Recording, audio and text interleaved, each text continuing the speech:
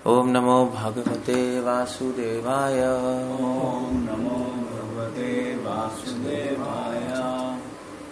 ओम नमो भगवते वासुदेवाय। ओम नमो भगवते वासुदेवाय।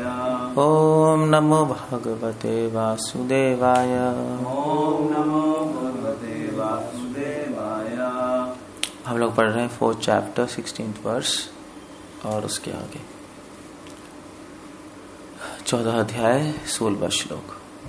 किम कर्म किम अकर्मेति किम कर्म किम अकर्मेति कव्यो अपि यत्र मोहितः काव्यो अपि अत्र मोहितः तत्ते कर्म प्रवक्ष्यामि तत्ते कर्म प्रवक्ष्यामि यज्ञात्वा मोक्षसे शुभात्। यज्ञात्वा मोक्षसे शुभात्। कर्म क्या है और अकर्म क्या है, इसे निश्चित करने में बुद्धिमान व्यक्ति भी मोहग्रस्त हो जाते हैं। अतः मैं तुमको बताऊंगा कि कर्म क्या है, इसे जानकर तुम सारे अशुभ से मुक्त हो सकोगे। अगर कोई श्लोक दिमाग में चक्कर लाने वाला तो ये श्लोक है, और इसके अगले भी, एक्चुअली इसके अगले वाला। बट भगवान कुछ इम्पोर्टेंट बात बता रहे हैं यहाँ पर, मगर उससे पहले मैं जरा इन्वोकेशन कर लूँ। ओम अज्ञानातिमिरन्धस्य ज्ञानाञ्जन शलाकया श्रीरुन्मीलितं येन तस्मै श्री गुरुवे नमः। सो अभी तक हमने 4वें अध्याय में पढ़ा कि कृष्णा कौन है। जब हम कर्म योग की बात कर रहे थे तो हमने डिस्कस किया था कि कर्म योग मतलब कि भगवान के लिए काम करना नहीं, भगवान के लिए कार्य करना। कृष्ण भावना भावित कार्य को कर्म कहते हैं। कर्म योग अपनी शुद्ध अवस्था में, कर्म योग अपनी शुद्ध अवस्था में, अच्छा कर्म योग भगवान के लिए कार्य करना होता है बिना किसी इच्छा के, है नहीं। और उस अच्छे या शुद्ध कर्म योग को हम भक्ति योग भी कह देते हैं, क्योंकि वो भक्ति योग का ही अंग बन जाता है।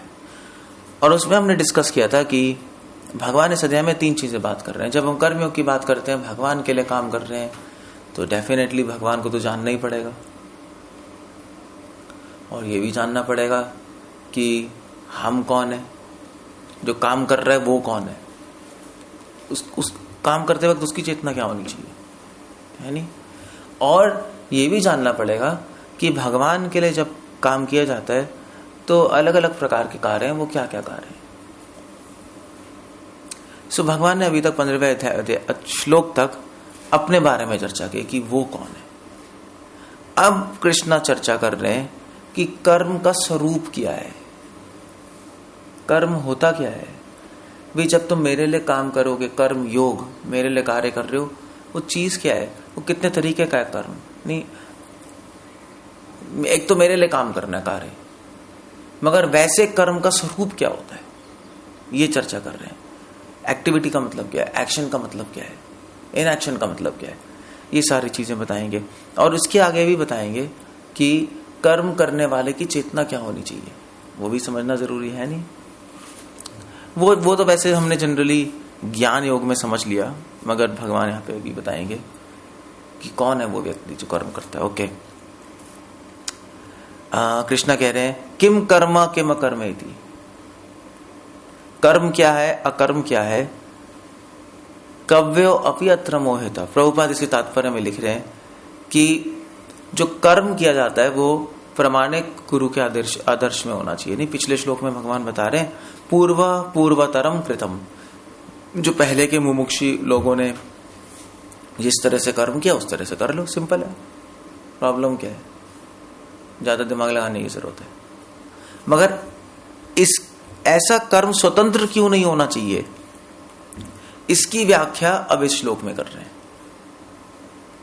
कोई पूछ सकता है कि जो पिछले जो लोग हैं उनकी तरह क्यों काम करें, है नहीं, वो 5000 साल पहले आए यार, अब जमाना बदल गया है, यही कहते हैं ना, जमाना सब बदल गया है। वो बैकवर्ड थे, मतलब अगर 5-4 साल पहले कोई साइकिल पे जा रहा है तो अब हम क्यों साइकिल पे जाएं? अब गाड़ी में चले जाओ। तो भट्ट प्रभुपाद लिख रहे हैं, क्वेश्चन आता है, नहीं आता है। अगर 5-4 साल पहले आप झोपड़ी में रह रहे हो तो अब क्यों रहना है? वो जो कमरा है, एसी है, सेम उनको क्यों फॉलो करना है? यही लोग कहते हैं। उसका आंसर भगवान इस श्लोक में बता रहे हैं।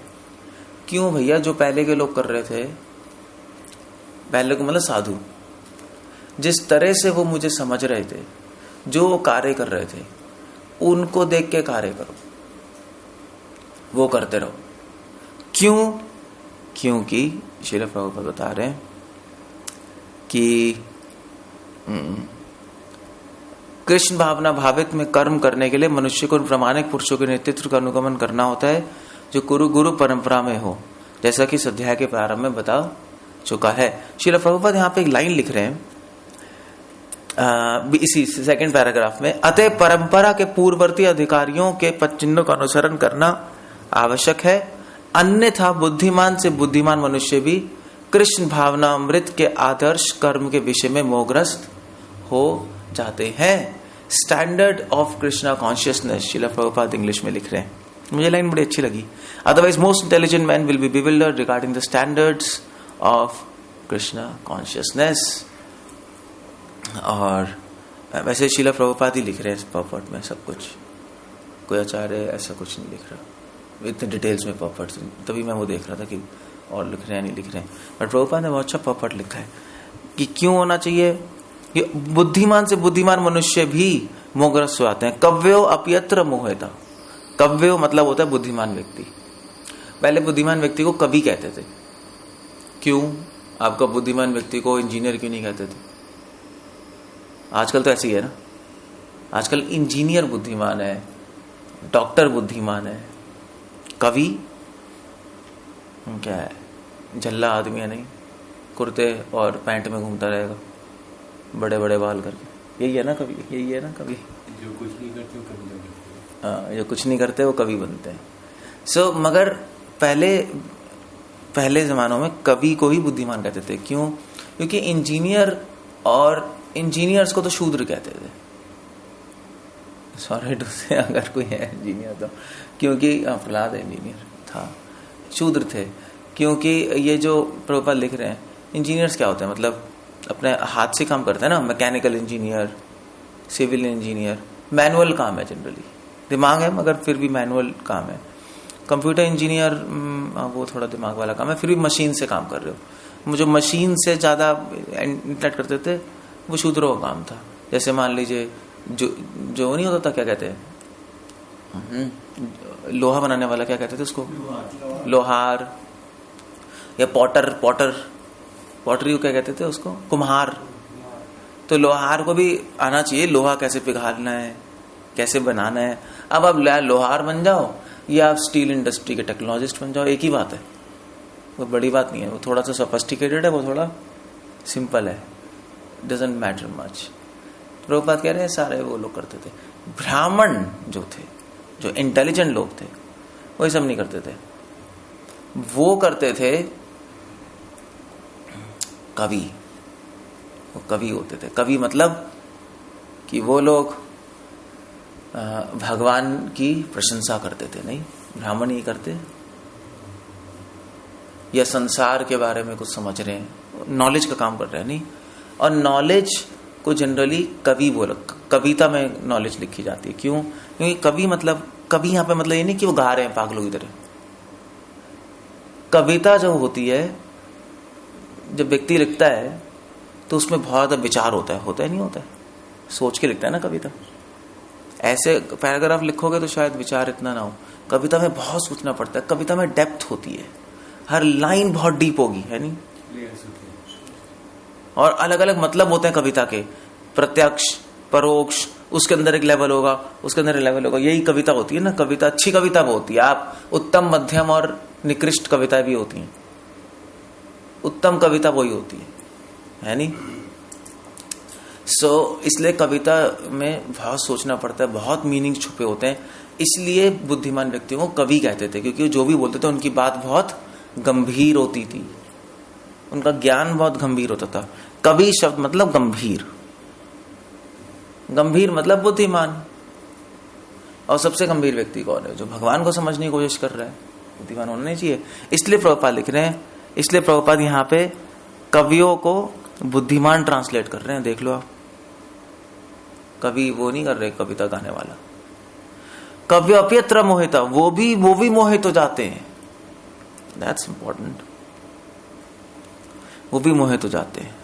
तो यहां पे बुद्धिमान पुरुष जो शास्त्रों को समझने की कोशिश कर रहे हैं, भगवान को समझने की कोशिश कर रहे हैं, जो कृष्णा भक्ति को समझने की कोशिश कर रहे हैं, प्रभुपाद यहाँ पे ये पॉइंट ला रहे हैं।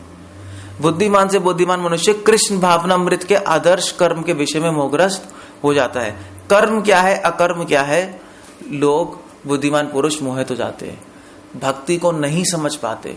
जो भी व्यक्ति, कितने सारे लोग आध्यात्मिक लाइन में हैं, उनमें से शायद एक ही समझ पाएगा कि भक्ति का स्वरूप क्या है, कर्म क्या है, अकर्म क्या है। कर्म मतलब भक्ति, शीला प्रभुपाद लिख रहे हैं यहाँ पर। कर्म मतलब भक्ति, कर्मयोग मतलब भक्ति योग, ये बताया था मैंने।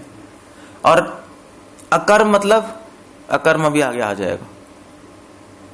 तत्ते कर्म प्रवक्ष्यामि अज्ञात्वा मोक्ष से शुभाति। समझ गए ना? समझ नहीं जाएंगे भक्ति क्या है। अब पढ़ते रहो, शास्त्र पढ़ते रहो। कुछ लोग ज्ञानी बन जाएंगे शास्त्र पढ़ के, कुछ लोग कर्मकांडी बन जाएंगे, नहीं। कुछ लोग न्याय, वैशेषिका, सांख्य, इतने बड़े बड़े फिलोसोफर्स हैं, अलग अलग सिद्धांत निकाल देंगे, भक्ति को नहीं। शुद्ध भक्ति को समझना मुश्किल है। और फिर प्रभुपाद लिख रहे हैं, तत्ते कर्म प्रवक्ष्यामि, भगवान कह रहे हैं इसलिए मैं तुम्हें कर्म क्या है बताऊंगा, अब कर्म का स्वरूप क्या है बताऊंगा, भक्ति होती क्या बताऊंगा, भक्ति करने वाला कैसा व्यक्ति होता है वो बताऊंगा मैं तुम्हें, नहीं कर्मयोग। तो प्रभुपाद यहाँ पे लिख रहे आखिरी उसमें लाइन में, आखिरी पैराग्राफ के सेकंड लास्ट लाइन में, अतः भगवान अपने भक्तों पर अहेतु की कृपावश स्वयं ही अर्जुन को बता रहे हैं कि कर्म क्या है और अकर्म, अहेतु की कृपावश बता रहे हैं। शीला प्रभुपाद लिख रहे हैं यहाँ पर, कॉजलेस मर्सी से तत्ते कर्मा प्रवक्ष्यामि, अब मैं तुम्हें प्रवक्ष्यामि मतलब क्या लिख रहे हैं प्रभुपाद, अब मैं तुम्हें कहूंगा अपनी कृपा से। भगवान अपने भक्तों को खुद डायरेक्शन दे रहे हैं, कितना अच्छा है नहीं। मतलब आप पढ़ सकते थे पहले, मतलब पहले के प्रभुपाद लिख रहे हैं ना कि पहले के जो आचार्य हैं, ब्रह्मा, शिव, नारद, मनु, कुमार, कपिल, प्रहलाद, भीष्म, सुखदेव, यमराज, जनक, 12 महाजन है, उनकी टीचिंग्स पढ़ लो, समझ लो। मगर प्रॉब्लम यह है कि उनकी टीचिंग्स पढ़ के भी हम स्टूपिड लोग समझ नहीं पाएंगे, हम बेवकूफ लोग हमारे लिए बहुत मुश्किल है समझना है सारी चीजें। इसलिए भगवान कह रहे हैं मैं तुम्हें बता रहा हूं, भगवान अहितु की कृपा से बने। अच्छा, अहितु की कृपा का मतलब क्या, कोई बताया क्या मतलब होता है, क्या कहते हो?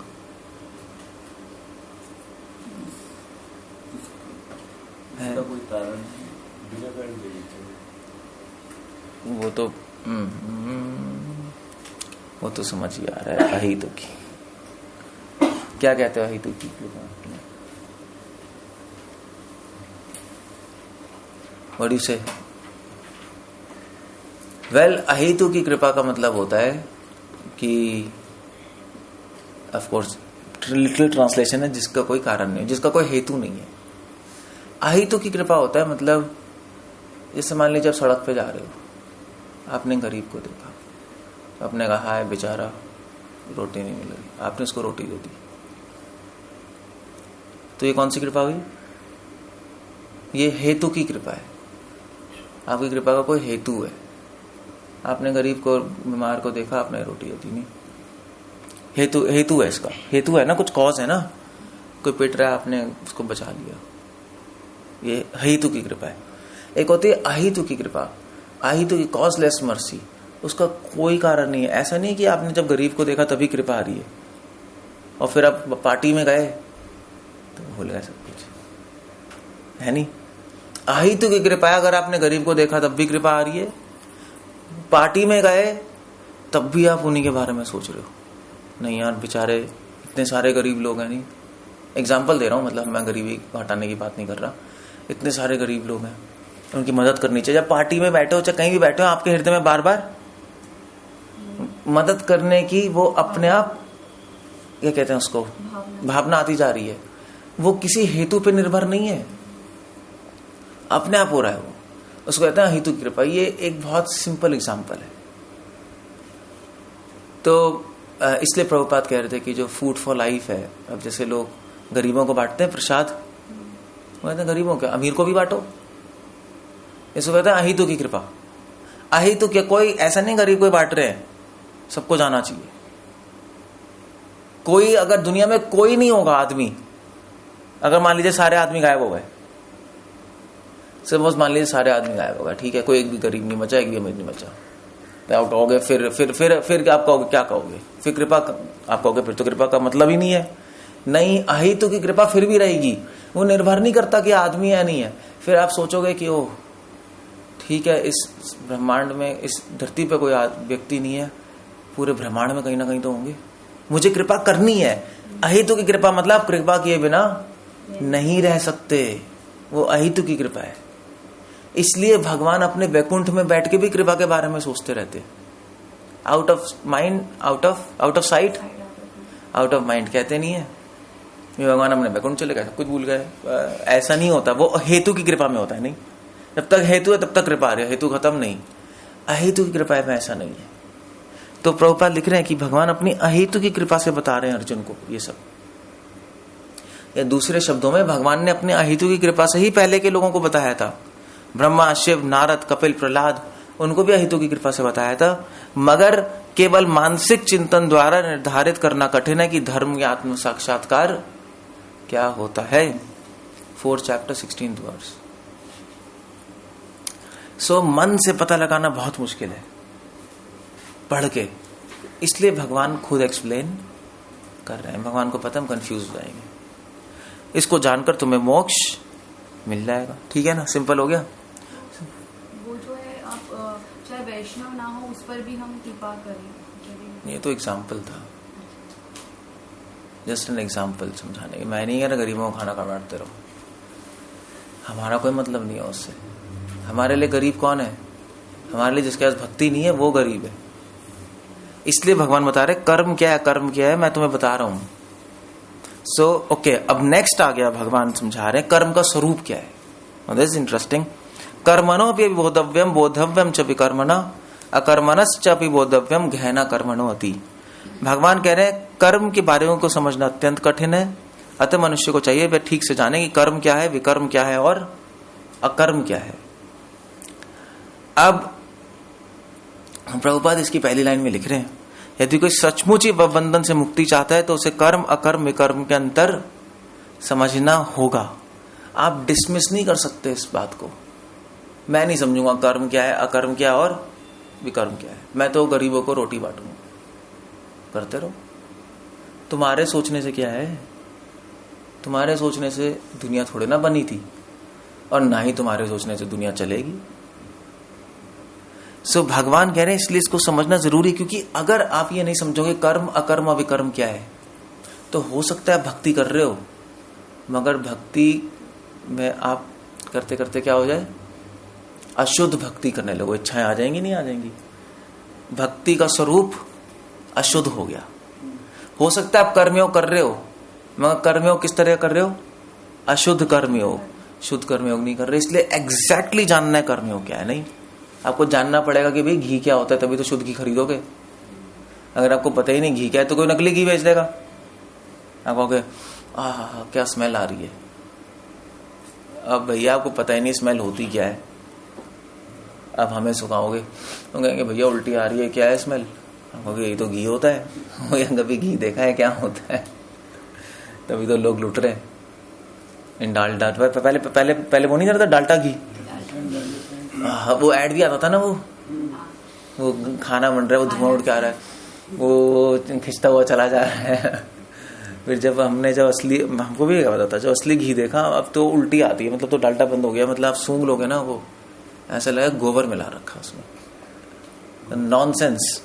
अगर असली घी सूंघ लोगे आप, इम्पॉसिबल है, आप नहीं खा सकते। सो हमें जानना पड़ेगा असली कर्मयोग क्या है, असली कर्मयोग, शुद्ध कर्मयोग क्या है। शुद्ध कर्मयोग भक्ति योग है।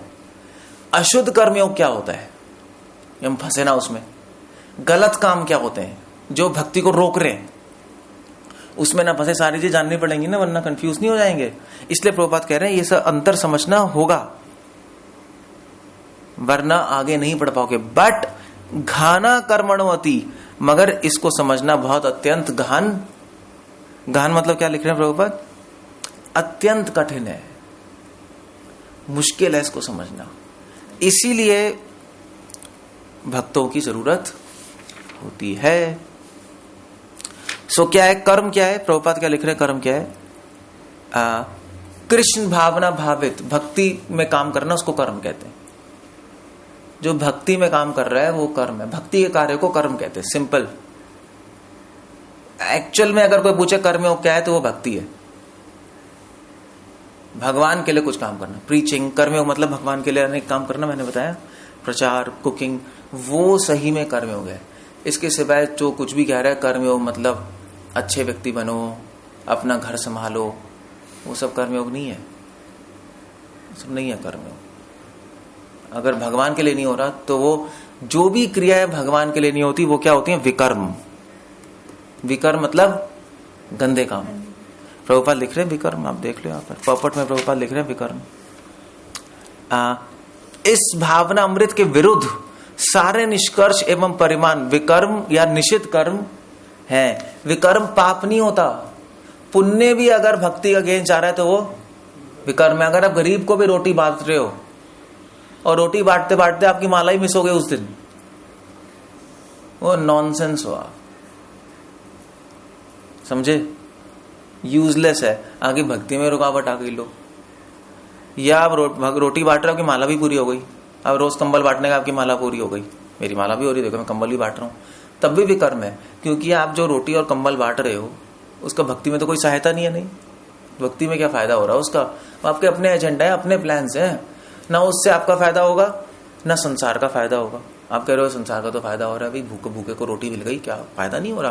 भैया फायदा नहीं हुआ है। तभी तो भगवान कह रहे हैं गहना कर्म की गति को समझना बहुत कठिन है। आपने रोटी खिला दी और रोटी खाते क्या करेगा वो? चोरी।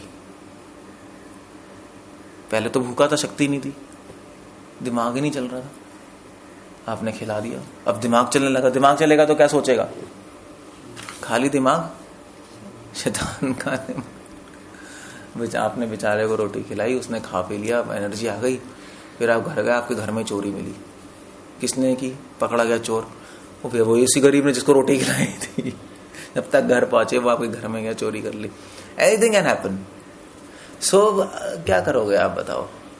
क्या करोगे? जो गरीब लोग हैं जब वे खाएंगे रोटी वोटी तो क्या गंदे काम ही तो करेंगे। ये कौन से धर्मात्मा है जो एनर्जी आ जाएगी तो अच्छे काम करेंगे? नहीं। इसीलिए भगवान ने इनको गरीब बना दिया,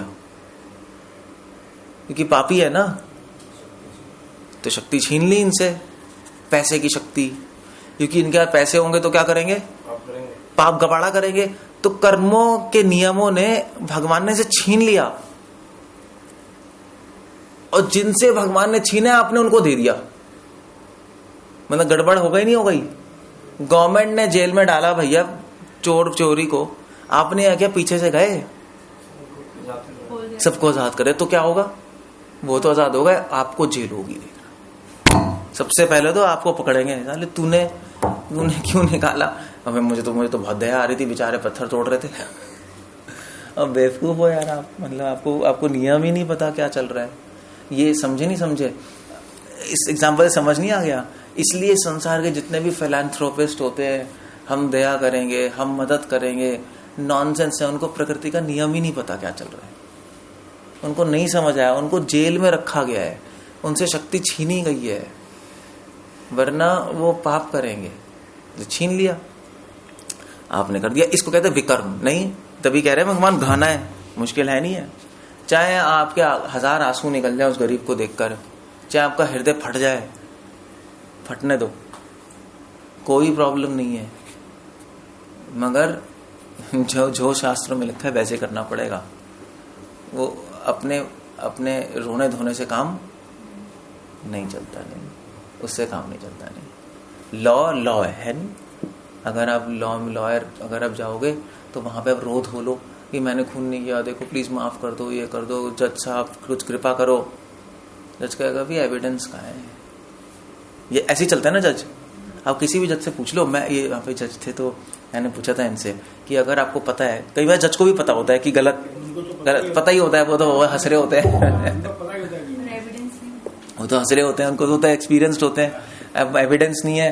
तो मैंने उनसे पूछा कि यार कि आपको हृदय में दुख नहीं होता, मतलब आपको तो समझ ही आ रहा है कि बेचारा फंस रहा है, तो आप मतलब दया नहीं आती उस पर? तो कहते हैं भैया वैसा है कि दया वया तो पहले आती थी मगर कुछ कर थोड़े ना सकते हैं, हमें तो लॉ से ही चलना पड़ेगा, उसे कितने ही रोले, मगर अगर एविडेंस नहीं है तो हमें वही करना पड़ेगा जो लॉ कह रहा है, हम कुछ नहीं कर सकते उसमें, समझे? सो ऐसे ही है, भगवान कृष्ण ही कह रहे हैं कि अगर जंगल में आग लग गई, आप कितने ही चिल्ला लो, बचोगे थोड़े ना। बचने के लिए तो आपको रास्ता ढूंढना पड़ेगा, चिल्लाने से नहीं होता कुछ, चिल्लाने से। या जैसे भक्ति संत है, नहीं प्रभुपाद ही कहते एग्जाम्पल कि आप कितने ही चिल्ला लो, बच्चा नहीं होता उससे, है नहीं? कोई देखेगा भी डिलीवरी रूम में औरत गई, अंदर से आवाज आई आ, भारे बच्चा लेके, मैं वैसे कर लूंगी, अंदर के टेबल पे लेटी आ चिल्लाई, कोई बच्चा नहीं हुआ, ऐसा बच्चा होगा क्या? इमीडिएट करना जोड़े ना कुछ होता है। So we should not do. इसलिए कर्म मतलब भक्ति कर्म, विकर्म मतलब वो सारी क्रियाएं जो भक्ति के विरुद्ध है, वो पुण्य भी हो सकता है, ध्यान रखना। और अकर्म मतलब क्या है, कोई बताएगा? अकर्म क्या है? व्हाट डू यू से? इस पपट में देखना कर्म क्या है। प्रभुपाद वो तो विकर्म ही हो गया, भक्ति के अगेंस्ट। अकर्म कर्म के फल, उसमें फल की इस पपट में प्रभुपाद अकर्म लिख ही नहीं रहे, अगले पपट में लिखेंगे, देखना। अकर्म में से क्या है? इनएक्शन, नहीं इनएक्शन, कोई कर्म नहीं करना। मगर अकर्म का मतलब तो ये आता है ना, कुछ काम नहीं करना, सो जाना, पड़े रहना, नहीं। मगर भगवान यहाँ पे ये नहीं बता रहे अकर्म का मतलब, ये तो सिंपल मतलब हो गया ना। अकर्म सिंपल मतलब नहीं हो गया, अकर्म सिंपल हो गया ना। मगर भगवान ने पिछले श्लोक में क्या बोला था? कव्य अप्यत्र मोहिता, 16वें अध्याय में, कि कभी बुद्धिमान, कभी मतलब मैंने क्या बताया था, बुद्धिमान पुरुष भी नहीं समझ पाते कर्म, विकर्म और अकर्म क्या है। बुद्धिमान को प्रभुपाद क्या बोल रहे हैं, भगवान क्या बोल रहे हैं, शब्द इस्तेमाल कर रहे हैं, कवि नहीं समझ पाते। कवि क्यों कह रहे हैं? क्योंकि कवि हर शब्द का डायरेक्ट मतलब, कवि तो इनडायरेक्ट बोलता है ना, इनडायरेक्ट बोलता है ना, बोलता है नहीं, कविता में इनडायरेक्ट बोलते नहीं, बोलते हैं, डायरेक्ट नहीं बोले आते। अगर मैं डायरेक्ट बोलूंगा कविता नहीं होती वो, तुम बहुत सुंदर लग रही हो, ये कविता है, तुम्हारा चांद कम खड़ा है। हाँ, अब कविता में राइम नहीं होती जरूरी। आप कितनी कविताएं पढ़ लो, बिना राइम के चलती है, आपको ये कविता है? नहीं, कविता का मेन लक्षण है कि उसका मीनिंग परोक्ष होना चाहिए, कुछ और मीनिंग निकलना चाहिए। ये मेन चीज है कविता, कि आप कोई भी काव्य शास्त्र पढ़ लो, उसका डायरेक्ट मीनिंग नहीं, कुछ और इनडायरेक्ट मीनिंग निकलना चाहिए, तब वो कविता बनती है। कविताएं पढ़ी हैं आप लोगों ने? हर कविता में राइम नहीं होता। He went there and I came here, he killed him, I pilled him. अब हमने राइम तो बना ली, मगर वो नॉनसेंस है। You know poetry no mister बेर, और कितने में राइम नहीं होती ना, चलता रहता है। सो हर शब्द का अलग मतलब निकालते हैं कवि। तो कर्म शब्द का मतलब क्या निकाला हमने? भगवान क्या कह रहे हैं कर्म शब्द का मतलब? भक्ति। देख लो, कवि है नहीं है वैसे। कर्म का मतलब आपका जॉब नहीं। विकर्म का क्या मतलब निकाला? भक्ति के विरुद्ध कर्म करना, पाप नहीं। और इसलिए अकर्म का मतलब क्या है? इनएक्शन नहीं, कि बैठे रहो सोते रहो, कुछ और मतलब होना चाहिए। कभी की बात हो रही है ना। तो प्रभुपाद अगले श्लोक में बता रहे हैं, अगले 18वें श्लोक में आप देखो अकर्म का मतलब क्या बता रहे हैं। तात्पर्य में प्रभुपाद लिख रहे हैं, एक मिनट, तात्पर्य में लिख रहे हैं 18वें अध्याय के, कृष्ण भावना अमृत में कार्य करने वाले व्यक्ति स्वभावतः कर्म बंधन से मुक्त होते हैं। उसके सारे कर्म कृष्ण के लिए होते हैं और कर्म फल से उसके कोई लाभ या हानि नहीं होती। अकर्म, पिछले श्लोक में अकर्म क्या लिख रहे हैं प्रभुपाद, मतलब कुछ नहीं लिख रहा है, नहीं। अकर्म का अर्थ है कर्म के फल के बिना। आप देख रहे हो, निर्विशेषवादी इस भय से सारे कर्म करना बंद कर देते हैं कि कर्म फल उसके आत्म साक्षात्कार के मार्ग का बाधक ना हो। अकर्म मतलब कि कोई काम नहीं करना। सो जो मायावादी होते हैं ना, निर्विशेषवादी, उनको डर लगता है कि मैं कोई काम करूंगा तो कर्म बंधन में फंस जाऊंगा, इसलिए सारे काम छोड़ के बैठ जाओ। मायावादी नहीं होते, मायावादी होते, सुना है? तो वो अगर वो मंदिर आएगा ना मायावादी, आप उसको प्रसाद दोगे, वो नहीं खाएगा, कहेगा यार ये तो कर्म है।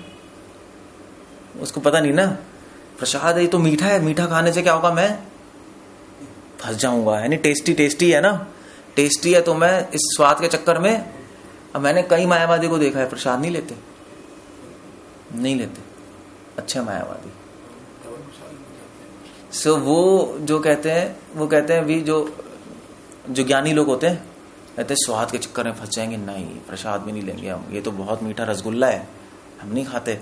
तो क्योंकि उनको लग रहा है कि वो कर्मों के बंधन में, इसलिए कर्म छोड़ देते हैं। तो अकर्म मतलब ज्ञानी बन जाना। ज्ञानी, अब आगे कवि आ गया ना, कवि अकर्म मतलब सोना वोना नहीं, सोना और बैठे रहना, वो तो उन क्रिया को आप तो कौन सी कैटेगरी में जाओगे, अकर्म, विकर्म या कर्म, तो उसको कौन सी कैटेगरी में डालते हो आप? टाइम वेस्ट करना, सोना, घूमते रहना, विकर्म में हो गया, भक्ति के विरुद्ध है, नहीं सोने से टाइम वेस्ट हो गया, माला नहीं की। अकर्म मतलब ज्ञानियों की क्रियाएं करना। ज्ञानी जो नहीं होते, मायावादी, सन्यासी, ढोंगी लो सन्यासी, सब कुछ छोड़ छाड़ के चले गए, हम अकर्म कर रहे हैं, या मायावादी, हम संसार से हमें कुछ लेना देना नहीं है, तो वो हो गया अकर्म। कर्मों को छोड़ देना, सारे काम को छोड़ देना, भक्ति काम को भी छोड़ देना, इस भय से कि मैं कर्मों के फलों में फंस जाऊंगा। हाँ भी आप कीर्तन में आओ, किसी मायावादी को बोलोगे भैया हम कीर्तन में नहीं आती, देखो म्यूजिक है, म्यूजिक सुनेंगे तो हम फंस जाएंगे, अच्छा गाना है ना, फंस जाएंगे, ना अच्छा सुनना, ना अच्छा देखना, ना अच्छा खाना, क्योंकि आप फंस जाओगे। स्वाद, रूप, नाम, शब्द में, संसार में यही तो माया है, फंस जाओगे। इसलिए अलग बैठ के ओम समाधि में बैठो। वो तो सब इन्फ्लुएंस है ना इन चीजों से। ये आपके जैन ही कहते हैं ना, गांधी जी जैनिज्म से इन्फ्लुएंस थे, उनकी माँ जैन थी, इसलिए वो अहिंसा परमो धर्मो कॉन्सेप्ट आ गया। कहीं ना कहीं से तो आया गया ना दिमाग में, तो जैनिज्म से आ गया। गांधी जी अच्छा ना खाओ, अच्छा ना देखो, वो गांधी जी के 3 मंदिर, बुरा ना देखो, बुरा ना बोलो, हाँ, वो जैनिज्म का है, क्योंकि राग आ गया, फंस जाओगे। तो उन्होंने वहां, मगर उन्होंने जैनिज्म का कॉन्सेप्ट पॉलिटिक्स में यूज कर लिया, मतलब वो और मिक्स हो गया वो थोड़ा फनी हो गया। बट भगवान नहीं कह रहे गांधी जी के 3 मंदिर सही है, बुरा ना देखो, बुरा ना खाओ, बुरा ना, पहले ये तो पता लगाओ बुरा क्या है भैया। अब मायावादी कहेंगे बुरा ना देखो, बुरा ना खाओ, सभी बुरा है, संसार में सब कुछ बुरा है उनके हिसाब से। हमारा से नहीं, भगवान को देखना बुरा नहीं है, भक्ति की क्रियाएं बुरा ही नहीं है, समझ गए? तो अकर्म मतलब में 2 तरह के लोग आ गए, एक ढोंगी सन्यासी, प्रभुपाद बात कर रहे हैं इसमें, और एक मायावादी सन्यासी। मायावादी या ज्ञानी लोग सब कुछ छोड़ देते हैं। अब समझ आया नहीं आया अकर्म? इसलिए प्रभुपाद, इसलिए आप देखो श्लोक क्या चल रहा है, कर्मणि क्या है, कर्मणि अकर्म या पश्चेत अकर्मणि च कर्मया सब बुद्धिमान मनुष्येषु संयुक्त कृत्न कर्मकृत। जो मनुष्य कर्म में अकर्म और अकर्म में कर्म देखता है वह सभी मनुष्यों में बुद्धिमान है। जो कर्म में अकर्म देखता है, इसका मतलब जो ये देखता है कि काम मैं कर रहा हूं मगर उसका कोई फल, अकर्म मतलब कोई फल नहीं आ रहा। एक्चुअली अकर्म क्या है? एक्चुअली ये जो लोग ज्ञानी सोच रहे हैं ना अकर्म के बारे में, ज्ञानी क्या सोच रहे हैं, अकर्म कर रहे हैं ना वो, भैया कर्मों के बंधनों का फल आएगा, इसलिए सबको छोड़ के चले जाओ। कर्म मतलब इनएक्शन। मगर एक्चुअली वो कर्म के बंधनों से डर के जो भाग रहे हैं, उतने ही कर्म के बंधनों में फंसते जा रहे हैं। जिससे डर के भाग रहे हैं उसी से फंस जाएंगे। यही होता है ना, यही हो रहा है उनके साथ, क्योंकि वो भगवान की शरण नहीं ले रहे। भगवान की शरण नहीं लोगे तो जोड़ोगे या तोड़ोगे, कुछ भी करते रहो, बंधन में फंस जाओगे। वो कह रहे हैं भाई मैं स्वाद नहीं लूंगा, अच्छा नहीं देखूंगा, अच्छा नहीं सुनूंगा, वरना फंस जाऊंगा इस संसार में। बेटे ऐसा नहीं होगा। तुम गुफा में बैठ जाओ, आंख बंद कर लो, बैठे रहो, कोई प्रॉब्लम नहीं। जब तक संसार नहीं, तब तक कुछ नहीं होगा। बस एक मेनका आएगी, घुंघरू बजाएगी, और क्या होगा? अब अपनी गुफा से सीधा अपने घर में होगी।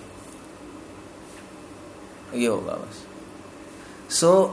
वो और बनता जा रहा है, क्योंकि क्या हो रहा है, उसने भगवान को छोड़ दिया ना। उसने वो संसार बेकार है, संसार बेकार है, संसार, और डर गया, नहीं डर घुस गया उसके संसार का, उल्टा हो गया। जैसे ये नहीं कहते, चाणक्य पंडित नहीं कहते कि जो बहुत सोचता है ना मैं शादी नहीं करूंगा, शादी नहीं करूंगा, शादी नहीं करूंगा, शादी नहीं करूंगा, भागता रहता है दूर स्त्रियों से, सबसे पहले उसी की शादी होती है। समझे नहीं समझे? उसको लग रहा है यार मैं तो बच गया, मगर एक्चुअली वो सोचते सोचते सोचते सोचते उसके माइंड में वही चीज घुस गई, और जैसे अपॉर्चुनिटी मिलेगी वो शादी हो जाएगी उसकी। तो बंद गया ना, और नहीं बंद गया, मतलब जो रह रहा है समाज में उसकी तो शादी हो गई, जो भाग गया वो उसकी और शादी हो गई। लो भाई, इसलिए भागना और रहना कुछ नहीं होता।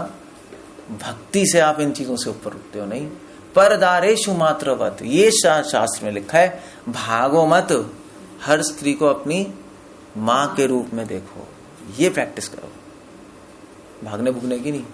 समझ गए? नहीं समझ गए? जो कर्म में अकर्म देखता है, एक्चुअली कर्म के बंधनों में कौन नहीं फंस रहा? जो भक्ति कर रहा है। जो कर्म कर रहा है वो नहीं फंस रहा, वो एक्चुअली इन एक्शन है। एक्चुअली वो इस संसार में करते हुए भी कुछ नहीं कर रहा। यही है ना, हम इतना सब कुछ कर रहे हैं, भगवान की भक्ति प्रचार, मगर एक्चुअली हम कुछ भी क्यों? क्योंकि हम अपने स्वार्थ के लिए नहीं कर रहे। इसलिए भगवान कह रहे हैं जो कर्म में क्या देखता है? अकर्म।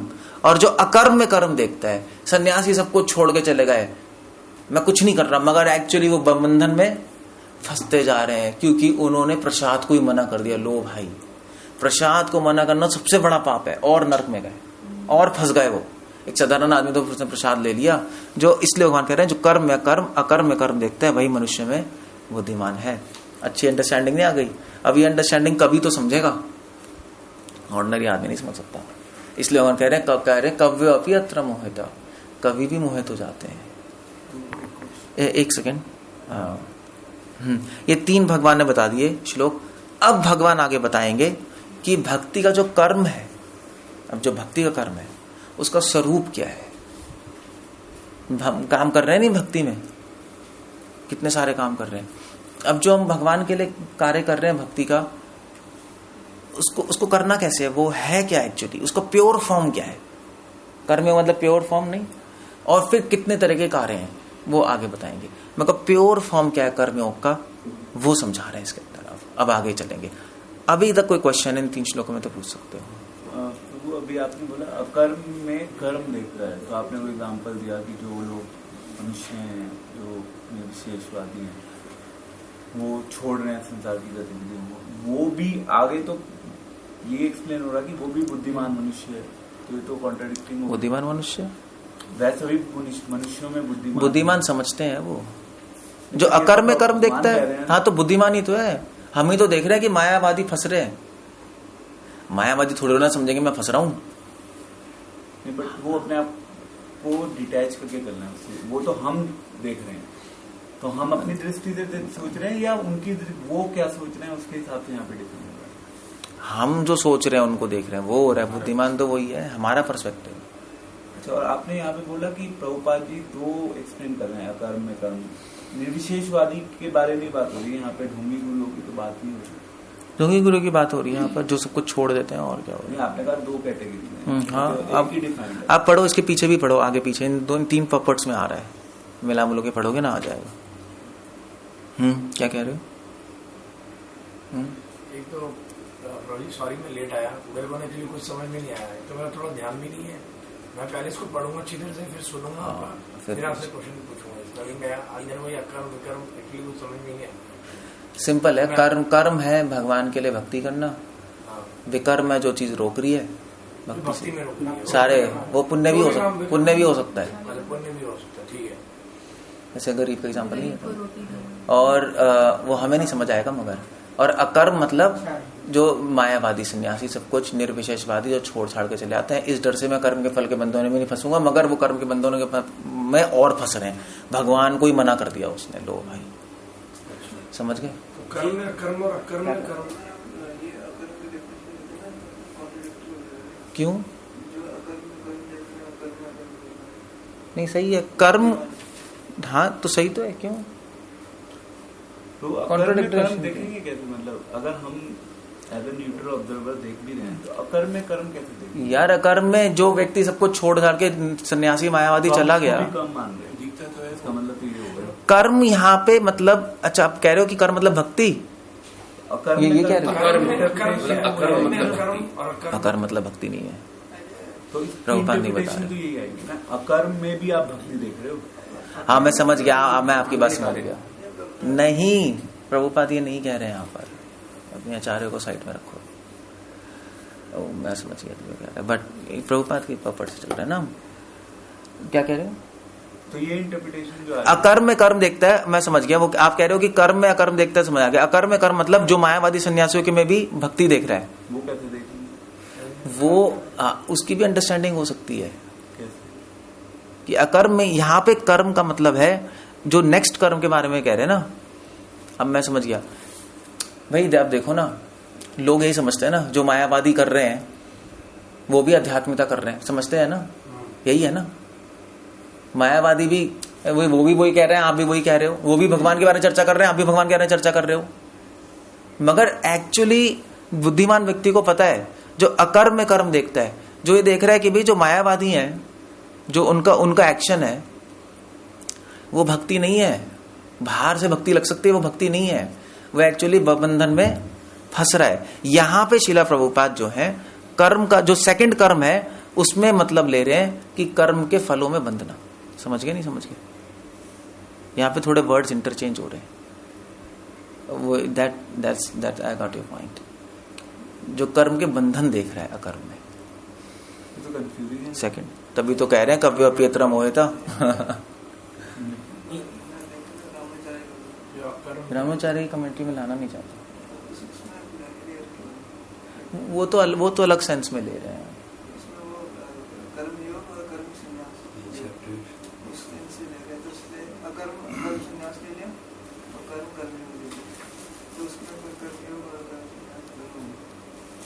फिर भी क्लियर नहीं हो ना, कर्म क्या है फिर उस सेंस में। अकर्म में कर्म देख रहे हैं, आप कैसे डिफाइन करोगे उसको? वो तो अलग ही अंडरस्टैंडिंग है, वो हम प्रभुपाद का ले रहे हैं ना। ऐसे तो आप प्रभुपाद को कैसे समझे? हमें थोड़ा ना बोल रहे हैं कि रामानुचार्य को कैसे समझ रहे हैं, हम बोल रहे हैं प्रभुपाद को कैसे समझे। ये आंसर करो ना, क्वेश्चन ही कुछ और है। अब आप कहो कि भी हम इसको कैसे समझे, कृष्ण को। आप कहो राहुल को समझ लो, ये तो कोई लॉजिकल हो गया ना। प्रभुपाद जी ने सकाम कर्म, हाँ, यहाँ पे कर्म मतलब जो पहला कर्म है, जो कर्म में अकर्म देख रहा है, पहला कर्म है वो भक्ति है, दूसरा कर्म है जो अकर्म में कर्म को देख रहा है वो सकाम कर्म है। समझ गए? अब सकाम कर्म क्या? सकाम कर्म मतलब कर्म के बंधनों में फंस जाना, कर्म फलों में बच जाना, कोई भी काम फल की इच्छा से करना। ये इसलिए दो अलग अलग मतलब चल रहे हैं कर्म के। समझ गए नहीं समझ गए? दो अलग अलग मीनिंग है कर्म के। प्रभुपाद जी ने डिफाइन नहीं किया। हाँ, दो अलग अलग मीनिंग चल रहे हैं। प्रभुपाद जी ने डिफाइन नहीं किया।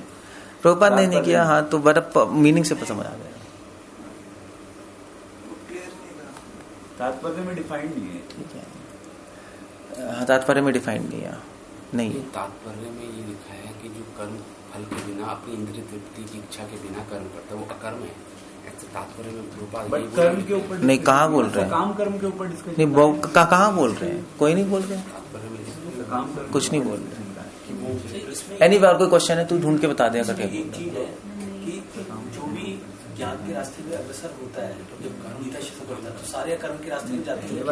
एक मिनट यार, आप लोग अब देख लो। हाँ क्या कह रहे हैं? जैसे कोई भी बंदा ज्ञान के रास्ते में बढ़ता है, गीता पढ़नी शुरू करता है, तो शुरू में वो अकर्म के रास्ते में चलता है, उसको लगने लगता है कि सब कुछ छोड़ दो। तो अगर उसको सही गाइडेंस ना मिले तो 99% लोग तो अकर्म के रास्ते में चल रहे हैं, तो फंस जाएंगे। सब कुछ छोड़ दो, क्यों छोड़ दो भाई? नहीं ऐसा सब तो नहीं सुन पूरी पड़ेगा।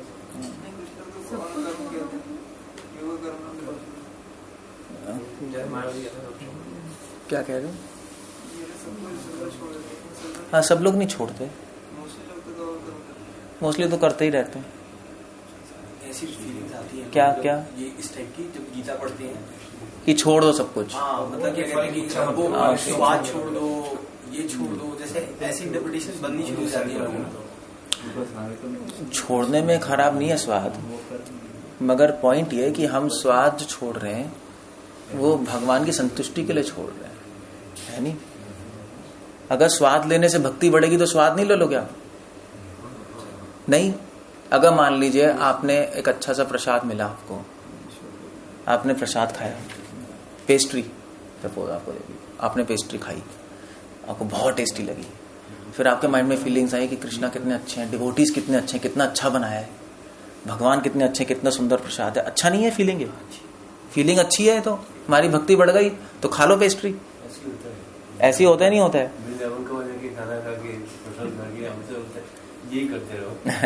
तो खाते रहो, कोई प्रॉब्लम नहीं है, सीरियसली।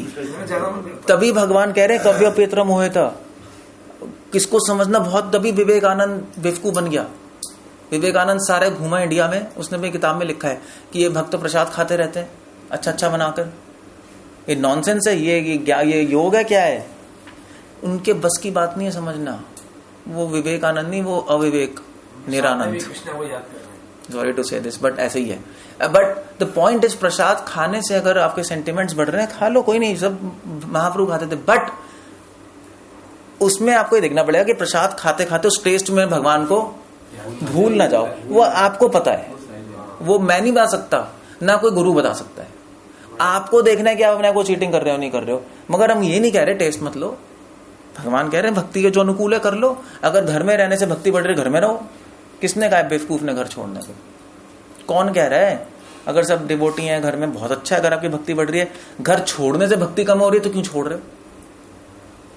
क्या जानबूझ के क्या सर में कुल्हाड़ी मारनी है? क्या सड़क पे घूमना है, दर दर की ठोकरें खानी है? नहीं, यू गेट माई पॉइंट। इसलिए भक्ति राज्य बिल्कुल अलग है। You have to decide on your own, मेरी भक्ति कैसे बढ़ रही है। इसलिए भक्ति में सबसे इंपॉर्टेंट चीज है चीटिंग, कपट। भगवान कह रहे हैं मुझे कपटी अच्छा नहीं लगता। अगले श्लोक में यही आ जाएगा, सीधा यही आ रहा है भगवान। मैं बता रहा था ना, कर्म करने का स्वरूप बता रहे हैं ना, असली कर्मयोग क्या है, असली क्या है कर्मयोग, उसकी साइकोलॉजी कैसी होती है। कपट सबसे इंपॉर्टेंट है। अपने को चीट मत करो। अब ये तो खुद ही बता सकते हो ना कि स्वाद लेने से मेरे सेंटिमेंट्स आ रहे हैं या मैं भूल रहा हूं भगवान को। वो कपट होता है, अपने कुछ करके अपने आप को झूठ बोलते रहना। नहीं नहीं, ऐसा थोड़ा ना है। मैंने तो पेस्ट्री खाई थी, मुझे तो भगवान का याद था, उस टाइम भूल गया, बाद में कह रहे हो अरे सब याद था, उसमें क्या है? नहीं, चीटिंग है उससे। तो कपट नहीं होना चाहिए बस। वो बिल्कुल अगले श्लोक में आ जाएगा, इमीडिएट अगले श्लोक में भगवान ने पहली बातें कह दी। Got my point. भक्ति अलग है बिल्कुल, कोई प्रॉब्लम नहीं है। तो जो माया ज्ञानी होते हैं, पैसे नहीं चाहिए हमें, पैसे नहीं चाहिए, पैसे नहीं चाहिए। क्यों नहीं चाहिए? या पैसे लेने से अगर सेवा हो रही है, पैसे ले लो। पैसे लेने से आप फंस रहे हो तो वो बात अलग है, मत लो। तो समझ गए श्लोक को? समझ गए नहीं समझ गए? तो सकाम कर्म जो होता है वो बंधन में, सकाम कर्म मतलब ऑर्डिनरी काम जो हमें इस संसार में जो इच्छाओं से किया जाता है, हाँ, जो बंधन में बना देता है बस। सो दो अलग अलग सेंस ले रहे हैं, मीनिंग में आ जाता है। कल कॉन्फ्रेंस वहाँ गया था, 1:30 बजे लंच का टाइम था, 2-2:15 बजे। एक मिनट, क्या क्वेश्चन क्या है पहले पूछो, क्योंकि ये थोड़ा कोई क्वेश्चन है तो पूछ सकते हो। क्वेश्चन है, हाँ बताओ। एक तो प्रसाद वाला था, कल 2:15 बजा दिए, तो मेरा बड़ा अंदर से एक तो मुझे भूख लगी, मेरा मन कह रहा प्रसाद खाऊं, कब चालू करेंगे दिमाग में यही चल रहा था आधे घंटे से। वो ठीक है या नहीं है? प्रसाद चालू करता हूँ। वेल, वो कॉन्फ्रेंस किस बात की थी? ऑर्डिनरी थी। अच्छा, इस्कॉन की थी। अच्छा, तो आपका मन करता प्रसाद खा, तो ठीक है, गलत है? वेल आई मीन टू से आपको क्या लगता है? मैं नाश्ता सुबह 7:30 मेरा बड़ा वो रहा था प्रसाद मैंने कहा प्रसाद कब स्टार्ट करेंगे, अंदर में सोच रहा था। ठीक है, कोई खराबी थोड़ा ना, प्रसाद के बारे में ही सोच रहे हो ना। That's okay. अगर प्रसाद के बारे में सोच रहे हो तो कोई प्रॉब्लम नहीं है, खाने के बारे में नहीं सोच रहे ना, you are thinking of food. और प्रसाद लेके क्या करोगे आप फिर? भक्ति तो करोगे। That's okay. इस्कॉन में तो बहुत बड़ा फेस्टिवल होता है, डिवोटी जो सर्वाइव होते हैं उनको पहले प्रसाद दिया जाता है। क्वेश्चन है वो तो सिर्फ चौपाटी में होता है ऐसे, मतलब इट इज देयर आइडिया। ये शास्त्रों में कहीं नहीं लिखा। शास्त्रों में लिखा है कभी भी गेस्ट को खिलाए बिना नहीं लेना चाहिए। ये उनका स्पेकुलेटेड आइडिया, सॉरी टू से दिस, इट इज कभी धर्म में नहीं होता। पहले खा ही नहीं सकते, सीधा नर्क जाओगे। पहले तो सारे अतिथियों को खिलाना होता है, फिर बचे तो खा लो वरना भूखे रहना है। ये रियल सर्विस है। अब ये क्या मतलब है यार, आप भूखे भी नहीं रह सकते, पूरे दिन भूखे नहीं रह सकते आप, क्यों खिलाना है? अब जब सिर्फ जूस पिला दो, चलो अगर एनर्जी चाहिए, पूरा बैठ के खाओ पहले पेट भर के, फिर बांट रहे। क्योंकि भावना है, कोई भावना है। पहले जमाने में तो लोग, पहले जमाने में जो पंडाल चलता था, पंगत चलती थी, लोग खिलाते थे, 2-2 दिन नहीं खाते थे। अब वैष्णो देवी चले जाओ, ये कर्मी लोग जो बांटते हैं लंगर, वो नहीं खाते। अब देख लो कहाँ खाते हैं, भूखे रह जाते हैं, फाड़ते हैं सब, फिर पता नहीं खाते हैं, फिर उसके बाद रात को तब संतुष्टि आधा मिलती है, पता है वो धर्म है। तब लगेगा कि आपने सेवा की है। तो ये सब इसलिए मैं बता रहा हूं कि इस्कॉन में भी बहुत सारी चीजें चल रही हैं जो गड़बड़ है। हमें शास्त्रों से देखना है क्या है, स्पेकुलेशन नहीं कर सकते, फिर वो एलिवेशन ही नहीं होगी हमारी, अपने मन से चलते रहेंगे। हाँ बस सिंपल है।